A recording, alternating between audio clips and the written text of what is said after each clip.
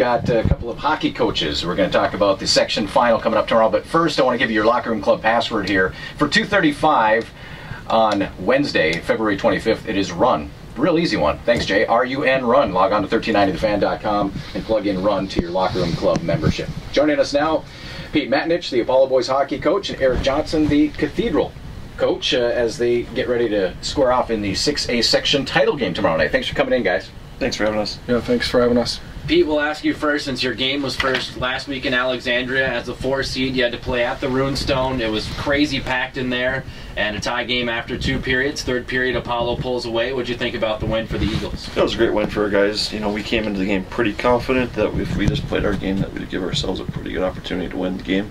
We had a little bad turnover on the blue line on our power play that just caused us to go down 2-1 second period, but our guys battled back pretty hard. You know, Wosepka, as you mentioned, had the shorthanded goal, but you did a great job shutting down Marciniak. In fact, I don't think I really called his name too much in the game. You really did a good job, I thought, neutralizing that top line of the Cardinals. Yeah, no, we did a great job, I think, 5-on-5. Where we struggled a little bit was our special teams up there, especially on our power play.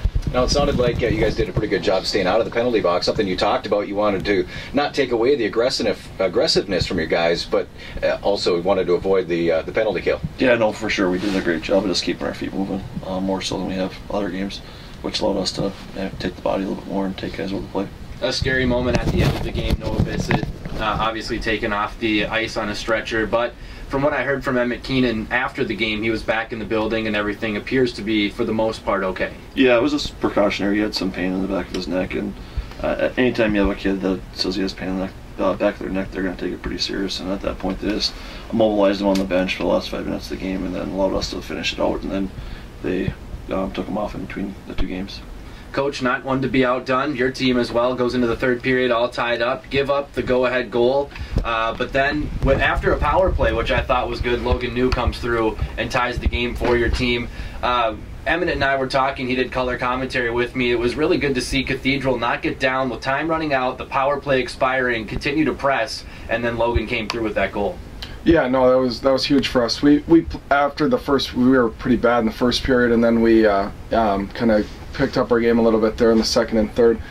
And then when they went up 2-1, we weren't quite in panic mode yet, but it was fairly late in the game for us. We don't score a whole bunch of goals, so it was like we got to figure out a way to get this thing knotted up, and luckily Logan came through with a nice shot. It was a great shot by him to tie it up, and then obviously Michael's goal in double overtime was a heck of a shot by him as well. Both of you guys got key goals right off of face-offs. Spethman's goal came on the top of the circle after a draw, and Omen's goal, the go-ahead goal for the Eagles, I don't think Jason even knew that it went in right away because he kind of just looked down at the goal and then celebrated a few seconds later. How important were those draws for your team in the other team's end, and how important do you think face-offs were in getting those wins?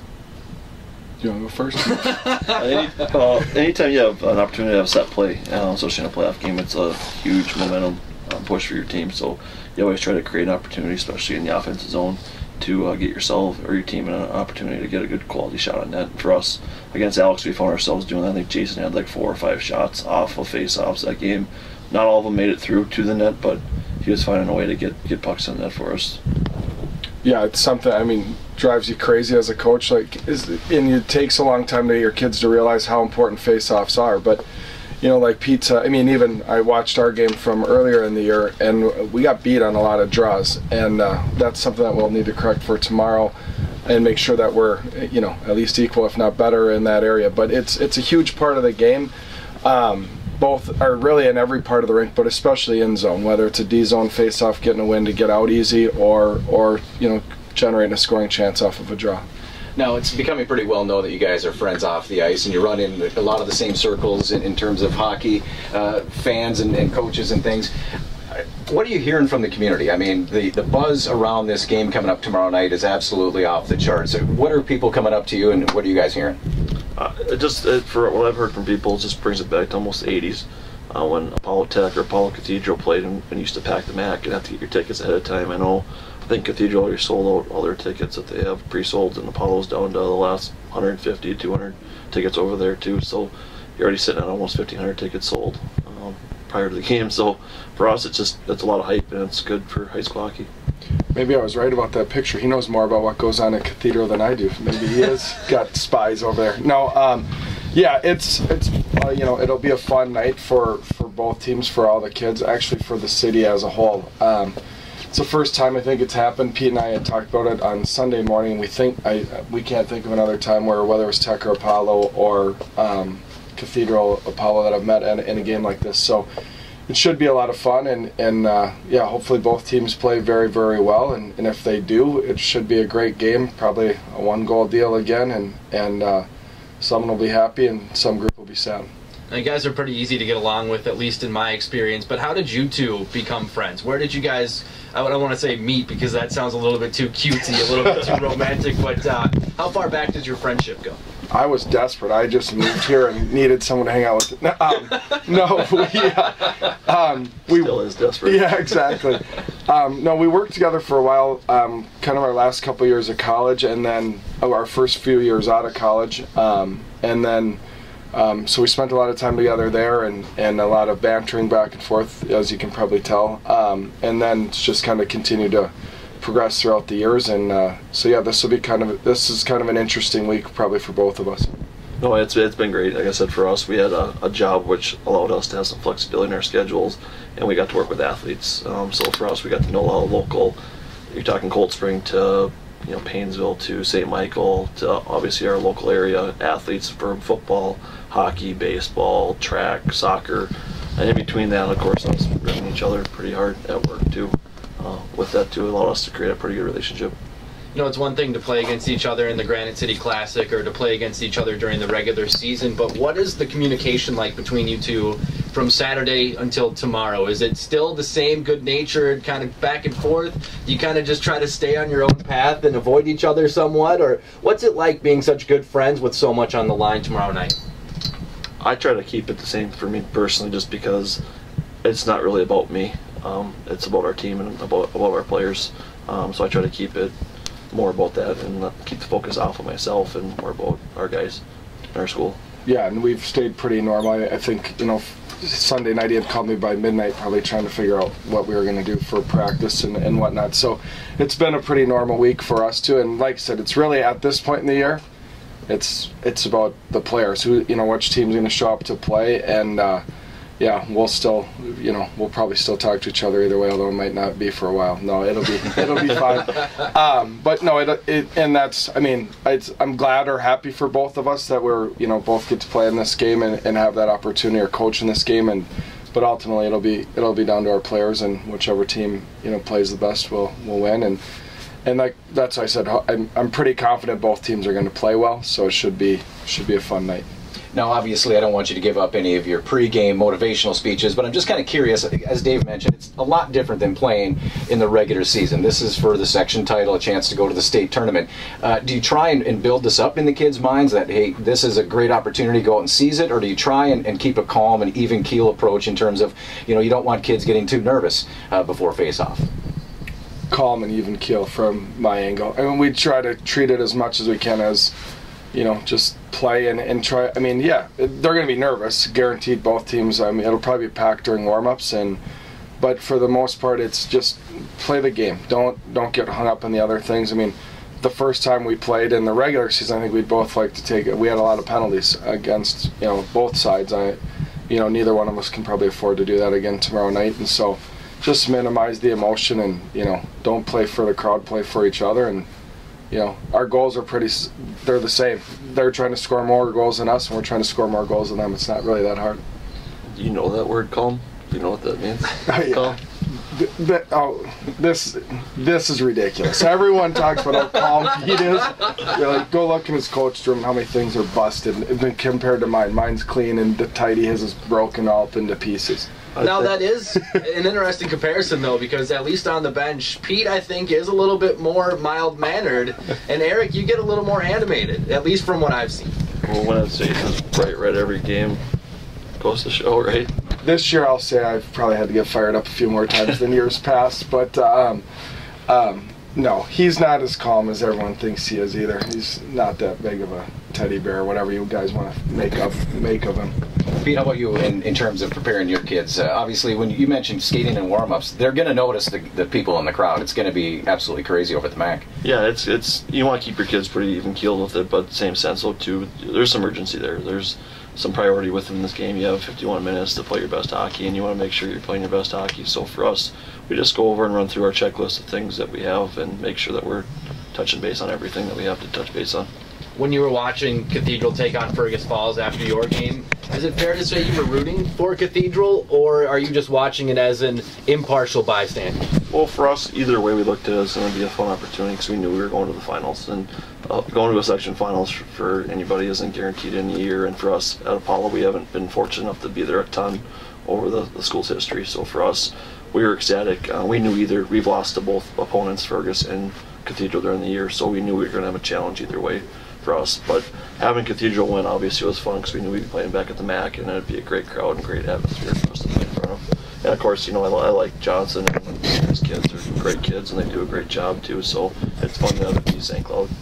Eric, are there a couple players on Apollo that you're particularly interested in or trying to stop? Yeah, I'd say Braden Buck's the best player in the area. I mean, they're defensemen, so certainly going to have to be aware of him. And then their forwards, I mean, a credit to Pete. The beginning of the year, when you're sitting and evaluating the other teams in this section, I didn't know how he was going to develop he has some scorers up front that we knew of, but he's done a really good job of developing some more scoring from different guys and some kids of his that have stepped up. I mean, in particular, some of his seniors that probably don't get as much hype as some of the others, and he knows this because I've talked to him a lot about the regular season, but like a kid like Hunter Simonson's really stepped up and done a very good job for him. Stephen Mouse stepped up. But, I mean, that's, there's really not that many secret. We've seen each other play a lot. Early in the year, kind of more of a fan. Like, I hope, Pete and Apollo does well. And then the last few parts here, it's kind of more, you're a little more hyper-focused as to, things they're doing. But they're complete. I mean, they're deep. They work hard.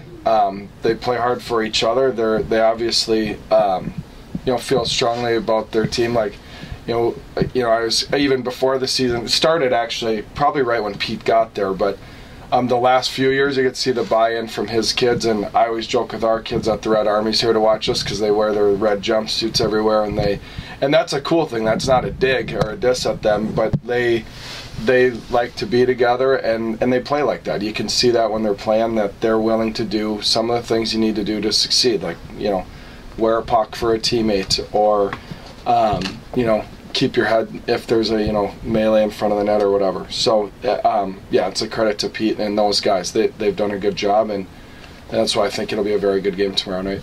Pete, who are you keeping an eye on as far as the Crusaders are concerned? Well, they got some forwards up front that can definitely scare you a little bit. They got some speed in their top two lines. I know Johnson's mixed those guys up here over the last probably month here, where it's a different look than what we saw the last time we played them. So for us, we're just going to keep our eyes on their forwards, making sure we're not getting beat. And for us, they got some defensemen back that have developed. Now they got a freshman that's stepped in for them as a defenseman for them. That's a key role on their team, and he's definitely not a freshman anymore. He's played a full year at varsity. And Cornelius, too, back at DIA, it's been there a staple for him over the years, too. And he's got some other guys that just fill in roles that are great players that work extremely hard, very physical, very fast. So like Eric was saying, our teams match up pretty well, and it's going to be a great game. You mentioned the Red Army, and I follow the Cathedral's student section on Twitter. I follow the Apollo student section. They're going back and forth, but the coolest thing is it's not real, spiteful. It's not real angry. It's just they're both excited to play against one another, and they're kind of trading barbs on Twitter, but they're playful barbs. And I think that's one thing that makes this so exciting as well, is the atmosphere is going to be good, but it's not going to be a hostile atmosphere at the MAC. Yeah, I don't think so. I mean, I think our I don't know what the fan sections do. That's their bit. But I know our kids, I mean, a lot of them played together. I mean, as recently as a year ago. Noah Bissett and Hirschfeld were teammates on the Bantam A's last year. Michael Spethman would have been on that team.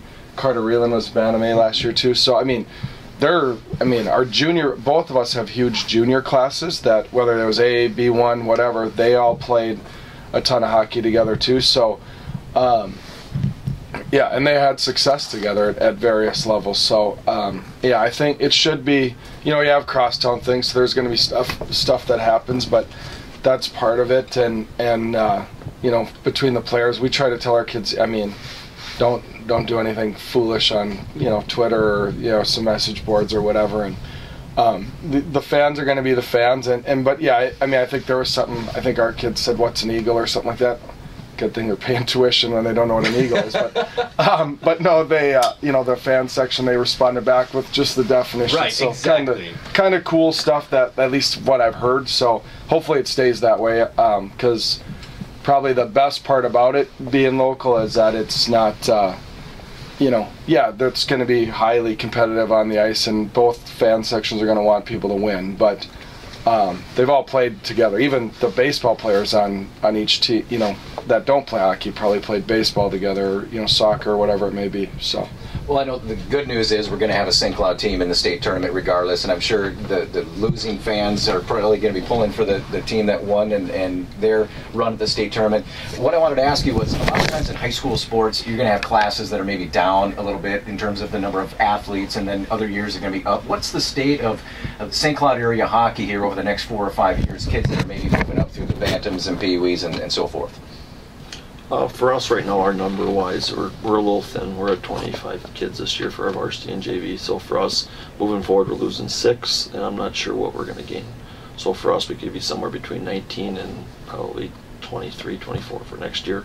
After that, it's kind of a question mark for us, but that's kind of when you have 3 high schools in one team or one town, and you have one youth program feeding into those 3. You usually have one group that kind of gets the short end of it a little bit, and that happens to be us right now. But moving forward, we have great kids that have come through the programs for us, and we're hoping that we can maintain what we have. But if not, you know, we look to the school district to make some of those decisions moving forward. Yeah, and for us, I mean, our numbers hold pretty good for the next couple of years. I mean, certainly through our 9th graders, and then, you know, you get into 7th, 8th grade, there's a lot of variables in there and a lot of unknowns. So, but you know, it seems okay. I mean, I think just the numbers as a whole are down from 8th grade through, you know, like 4th, 5th grade, somewhere in there, and then we both have little guys playing, and there's a lot of kids playing at those levels, you know. So hopefully we can retain all those kids, and we end up with, you know, or continue to have really competitive high school programs in our own city. Do you have a theory on why maybe some of those numbers at those younger age levels are a little bit lower? Is it concerns over concussions? Because that's obviously on a lot of people's minds right now. Is it the cost of the sport? Any theories? I would say more cost of the sport, probably for us during that time that we have that gap. Is kind of when the economy wasn't the greatest, when people would be starting. Yeah, hockey. I never thought of that. Sure. So that, I think that has something to do with it. And I think youth hockey's done a way better job of getting kids in for a lot less. So you get people introduced to it now at a younger age, where they maybe don't have as much skin in the game, where they can actually go out and play, develop a passion for it, and at that point continue on. Where I think, like Eric was saying, our mite and mini mite groups, I think we're at 200 between the two. So that 4-year gap, which hasn't been there, I don't think, in a long time. So for us, you're starting to see that turnover come. But for us, in the meantime, there's going to be a 4-year gap there where it's going to be tough. What's your day like tomorrow, as you as coaches and then as a team? Is it a full school day? Did the guys have to sit through class and watch the clock until 2:30, or what time do you show up at the MAC? What's the day going to be like for both your teams tomorrow? Well, Pete will drive around and take a couple pictures of houses and probably swing by Cathedral and do his thing. No, our day will be normal. We'll go outside your office. Yes, we'll go to yeah, yell up at my window and in the classroom. But no, our day will be normal. You know, kids will go to school and have a normal day. We'll get over to the MAC similar to what we would in a normal circumstance. Maybe just a hair early to help out with getting cars out of the way and things like that for people. But our day will be normal. So truly, when Eric says that, he means he's gonna have movies going all day in his classroom tomorrow, and he'll be sitting back there strategizing with his team, watching game film. So Miracle on repeat. That's right. All day long. Yeah. No, for us, our kids are going to be in school doing the same thing. So for us, we're going to probably get to the MAC about 5 o'clock and just get our game prep going at that point. As we wrap it up here, what kind of game do you expect to see tomorrow night, as far as one thing that surprised me, Eric, with the Cathedral game was when I looked at the scoreboard at the end of the first overtime and there were 75 combined shots on goal. It didn't feel like a 75 shot kind of hockey game. What kind of game do you expect tomorrow night? I think it'll be, my guess is both teams will probably hover right around, 20 to 25 shots on goal. I'm with you on the shots on goal in Alexandria. I didn't feel like it was that type of game, but when you play for 5 periods, they probably start to add up. But I think it'll be a little bit tighter than that. Both teams know each other so well that I'm guessing, somewhere in that 20 to 25 shot vicinity. Hopefully for us, sometimes he locks everyone down to 8, 10, whatever. They got their blocking shots and those types of things. So we're gonna have to move to get things, available to us and find some of those secondary chances. But I don't foresee unless we play 6, 7 periods of hockey in one night. Who knows? That could happen too. But I don't foresee a 40 shot on goal game. I don't know if I can take another 6-period game. That was intense. It was fine.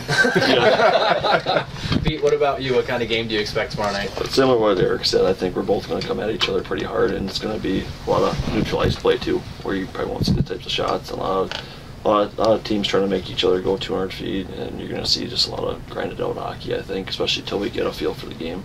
Once we get into the flow, you'll probably see a little bit more of the offensive side of it come out, but it's going to be fun. Well, boys, this was fun. I appreciate you both coming in. Best of luck to both of you. I appreciate everything you did for us all year long, coming on the Coaches Show and that sort of thing, and I'm really looking forward to getting out there and watching this unfold at the MAC, and best of luck to both of you. Thank you. Thanks for your coverage all winter long, too. Yeah, we really appreciate it. Thanks for the Coaches Show and everything else. You allow us to talk about our teams. It means a lot to our program. Well, it's been my pleasure. Like I say every week, I couldn't do it without you. Eric, I sympathize with you a little bit more, though, because you have to deal with them day in and day out. So yeah, it's true. Yeah. I'll just leave it at that. This is on film, so we won't say much more. All right, that's the Cathedral head coach Eric Johnson, Apollo head coach Pete Matanich. Tomorrow night's game, 7 o'clock over at the MAC. The Eagles taking on the Crusaders. St. Cloud Cathedral number 2 seed, Apollo number 4 seed. We'll have that game as well. Dave Oberlin on the call. Yeah, WJON.com. All right, that's going to do it for us. Thanks to all our guests today.